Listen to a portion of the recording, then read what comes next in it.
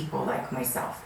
And without Good morning, Earth. This is Adam Sturch, broadcasting from the Mushroom Mansion Taos, New Mexico. Still getting over a cold. I took yesterday off, at the University of Arizona and I played it mellow, during the Chicano movement. but getting back at it today. And I'm going to start a new canvas. This one is going to be titled to make sure that Pumpkin door Patch stays open for other people. Party And when you and have, Apology. States that are pushing Or maybe English Pumpkin only, Patch Ride, that are or anti-immigrant. something like that. I But mean, it's we going to have revolve saw around a this loss, pumpkin patch thing. significant loss So of I'm just students going to hack out the with line people work. moving To start, into other I've states. got a sort of a Once plum purple Arizona mixed out of a magenta had made the pigment statement through and English only laws Payne's that we were gray anti-immigrant. to Now start. that Here we go. sentiment is across our entire nation. I mean, I have Border Patrol that drive right up and down my way home, every mile marker, sitting there waiting for what? Looking for who? People that look like me, that look like workers, that have an accent, and they are literally kidnapping people off the streets. So what we are seeing play out on television is happening in real time. And as the representative for this community that has 3 ports of entry with Mexico, it is critically important for me and our voice to be present when these conversations are happening and when solutions are being created to this problem that Trump and this Republican Party have exacerbated throughout our nation. Congressmember Rokana, what about these National Guard deployments and governors from Oregon to Illinois saying that President Trump is breaking the law and bringing them in unsolicited? What role does Congress play in all of this? They're unconstitutional, but they're also cruel. I mean, when you're looking at raids that are parading on the streets half-naked children, when you have raids that are separating kids, snatching them away from their mothers, when you have the harassment of not just women and children, but American citizens, the American people have been horrified. And what we have to understand is that Trump is going to keep pushing the envelope. If we don't stand up, he may say, let's have ICE agents outside the polls before an election. This is an attempt to intimidate and harass people of color in this country, people who are the children of immigrants in this country, and we need to stand up. Justice Kavanaugh has said that it's okay to profile someone if they're Latino and if they're in a low-income occupation. Literally, he wrote that in an opinion. So this is a time where we need to be out there on the No Kings marches. If you come out to a No Kings march, please bring someone else. The Democratic Party needs to be the leader of a democracy movement. We need to be more than just doing our votes and our jobs. We all need to participate in leading a movement to stand up for democracy and the dignity and rights of people who are seeing it violated. And Congressman Khan, I wanted to ask you about the Trump administration's attacks on the press, the multi-million-dollar lawsuits that he has filed against various media organizations, the attempts to use the FCC to investigate some of the TV broadcast companies. Your sense of what is happening to the media in America under this administration? It's been the largest assault on the freedom of the press in modern history. It's why independent media like yours is so very important at this time. But you've not just had the attack on Jimmy Kimmel or the attack on left-wing groups who are quote-unquote anti-American or anti-capitalist, that according to the NPSM 7 memo that they have. You have a dangerous consolidation of the media. You have them literally having rich billionaires buy up CBS. You have them having rich billionaires buy up TikTok, concerned about whether the TikTok algorithm had too much criticism of Israel and Netanyahu. I mean, anyone who read Chomsky about capital class controlling media often would say, well, is that really true? Well, look, Trump is trying to actually prove his thesis true. And it should be chilling to all Americans in terms of the corporate consolidation of the media to suppress viewpoints critical of our own government or foreign powers in the world.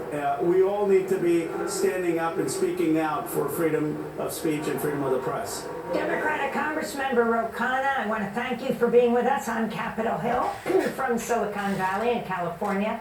And we want to thank Congressmember-elect Adelita Grijalva of Arizona. She won a special election last month, but is yet to be sworn in. She will be, if House Speaker Johnson allows her to be, the first Latina Congress member representing Arizona. Coming up, we look at the growing media empire. Billionaire Trump ally Larry Ellison and his son David, who heads the newly formed Paramount Skydance. David Ellison has just installed Barry Weiss as the new head of CBS News in what's been described as a right-wing takeover of the network. Stay with us.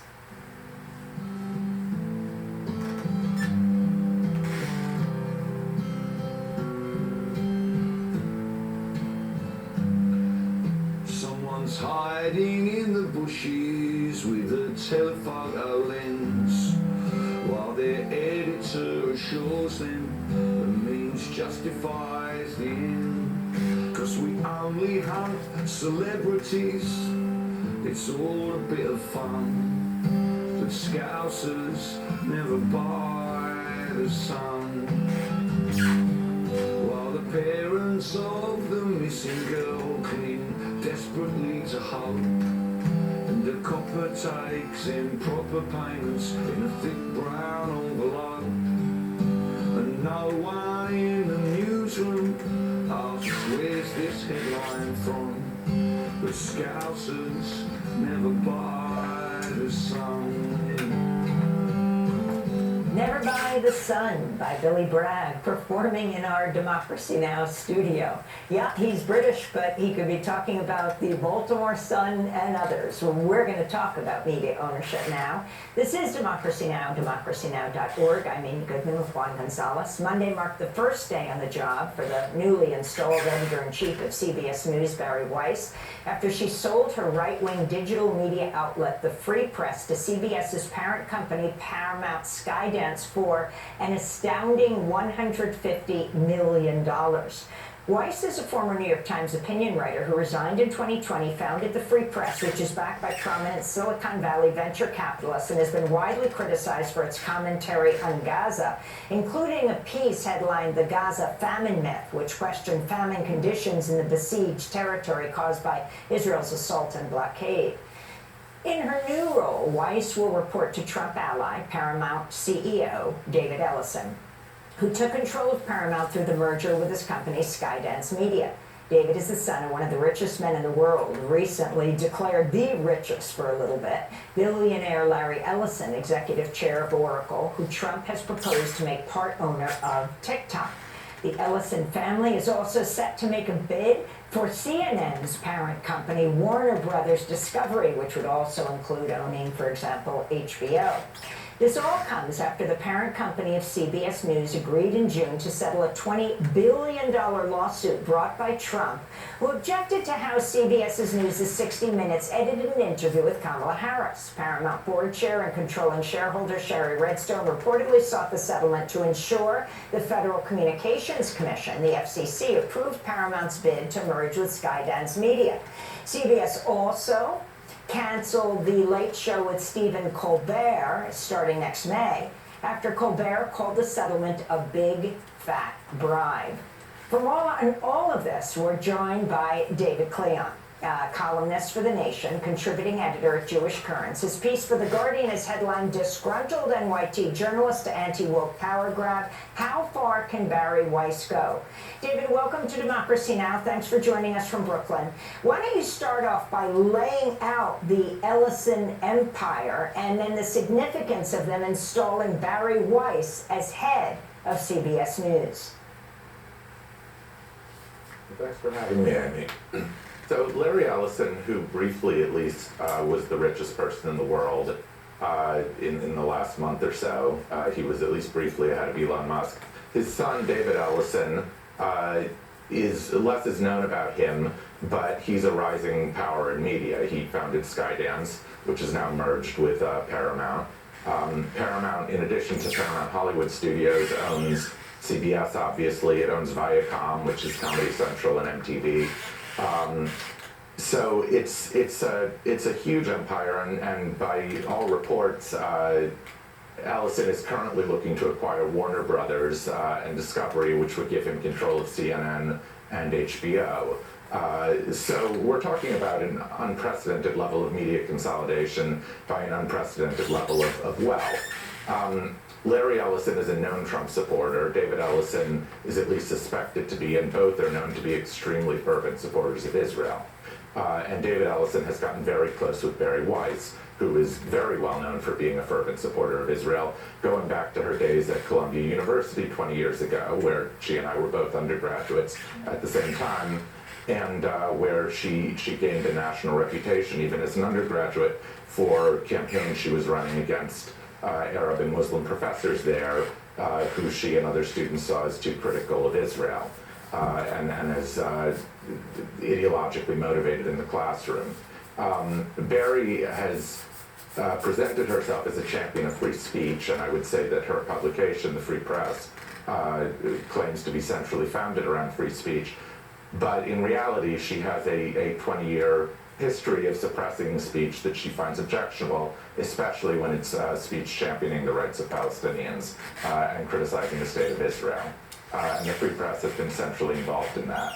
So with her becoming not so much the formal head of CBS News as Ellison's kind of personal enforcer outside the normal chain of command within the organization, it remains to be seen what she'll actually do, but many people, including me, are concerned that she will enforce a right-leaning ideology on the whole network, and probably particularly on Israel coverage, where CBS has sometimes gone outside the bounds of what someone like Weiss would approve of, or for that matter, what Sherry Redstone, the previous owner, had approved of. And could you talk about the free press? Most people around the country have never heard of it. Is it worth anywhere near $150 million that Skydance is paying for it? 150 million, I think almost anyone would agree, is a very, very steep valuation. The Free Press was founded as a Substack called Common Sense by Barry Weiss and her wife Nellie Bowles and her sister Susie Weiss in, I believe, 2021, the year after Weiss resigned from the New York Times after the forced resignation of opinion editor James Bennett, which media savvy people may recall was over an op-ed that Bennett published by Senator Tom Cotton, calling for military force against Black Lives Matter demonstrators. Weiss left in a pardon the pause. Let the cat out and feed our birds. We got blue jays, magpies, a host of little birds. And she created very nice right now. But I think that lines that in. And I'll develop it and detail it and colorize it and everything. But it's for the line work and the foundation, I think that's pretty much the scene I want. It attracted support from venture capitalists. Hold on, we still got time. I'm going to stare at this for a minute. I'm going to one of the figures in there. In Silicon Valley, who are open Trump supporters, and it was rebranded as the Free Press, and it attracted a staff of, I believe, something like 40 or 50 people now. So that's a real publication. Publicly, it's supposed to have around 170,000 paid subscribers and nearly 10 times that many total subscribers. So, almost 90% of them are free, which is a pretty typical ratio, I think, for Substack-based media. And there are other Substack-based media companies like Zeteo or The Bulwark that are very ideologically different from Weiss's. But the Free Press has been, I think, incredibly successful, but 150 million valuation is something else. People have run the numbers, and it's highly unlikely that the site's organic subscriber base could justify that. And given that the Ellisons have, for all intents and purposes, infinite money, and 150 million is pocket change for them, it's widely understood, I think, or should be widely understood, that this is an ideological power play by them. This is about turning Barry Weiss it's about elevating her political ideology over one of the most important and storied news brands in the United States. And of course, you're talking about a news organization that had such luminaries of the media as Walter Cronkite, Mike Wallace, Edward R. Murrow, Fred Friendly. What's your sense of what the reporters in CBS are thinking these days? Well, there have been numerous reports, always anonymously sourced, in which longtime CBS News insiders express panic and alarm. The general perception, some of it is ideological, some of them think that Weiss is a propagandist, which she certainly is for Israel and for the right. But there's also concerns about her expertise or her experience. Weiss is 41 years old, same age as me. She has never worked in TV news before. She has never managed anything on that scale. Granted, as I said, she won't technically be managing, at least that's the impression I get from the reporting. She'll be picking select battles and interfering with the day-to-day work, which is run by a longtime media exec named Tom Sobrowski. But I think that there's a lot of panic at CBS. Now, a lot of that panic is also driven by, the fact that there's a new owner, there's a merger, and basically everyone expects mass layoffs. TV news in general is in decline and mostly depends on older audiences, and CBS is no exception. So I think savvy industry observers think that Weiss has maybe been brought on to manage the decline of CBS. I would think by purging voices that she and Ellison would disapprove of, and maybe bringing in voices they would approve of, but overall reducing its value as a news gathering organization. CBS and certainly it seems correspondent. that A CBS correspondent told The Independent, the fact that we don't have money to pay journalists, but we have money to pay Barry Weiss between $100 and $200 million is indicative of what the Ellisons' true goal here is.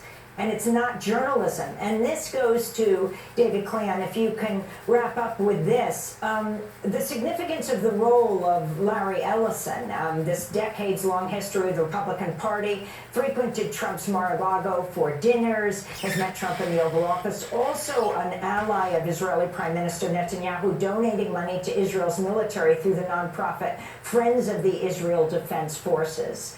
Can you summarize the significance of this as we wrap? Well, I think that it has to be taken as of a piece with a general right-wing consolidation over media right now. I actually we would be remiss not to mention that Ellison and some of the venture capitalists who have backed Weiss, like Andreessen, are part of an effort to take over TikTok in the United States. TikTok, of course, is a Chinese social media platform that is wildly popular with younger Americans and has been particularly important for promoting pro-Palestinian viewpoints and is perceived by Israel and by many people in the U.S. government as being responsible for why so many young Americans are turning against Israel. Of course, while that may be true to an extent, the real reason Americans are turning against Israel is because Israel is committing a genocide and is pretty unapologetic about doing so. But I think there's a hope from Netanyahu to Trump's people to Ellison and Weiss that by controlling TikTok in the United States, they can probably skew the algorithm more toward Israeli Hasbro's propaganda. And I'm skeptical that will work, at least for changing entrenched opinions about Israel. But I think it's clearly part of the play here. All right, I decided against other figures and just did a little moon detail. Frankly, I was too drunk to remember figures. So I might have some ghosts in the yard, or in the patch, as it is. Yeah, I think that does it for the line work. We'll develop this and see where it goes. Thanks for watching. That's Adam Sturch broadcasting from the Mushroom Ancient House, New Mexico. Working on oil painting, pumpkin patch, ride, an apology, in parentheses. So have a good day. The film looks at how hedge funds like Alden Global Capital Uh-oh, where's the button? newsrooms across